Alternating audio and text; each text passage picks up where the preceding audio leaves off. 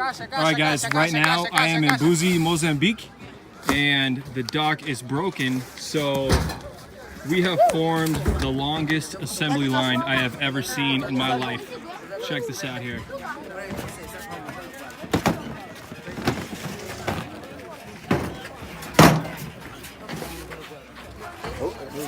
What's up, man?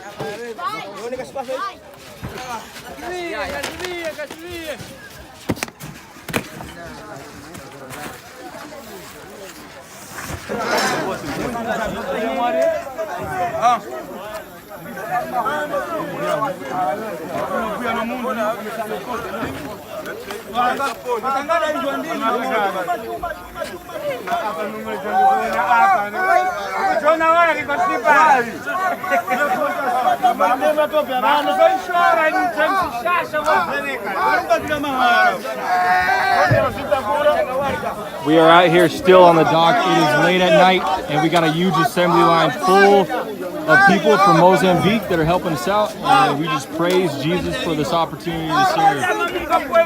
Got some hospital equipment here. Absolutely incredible.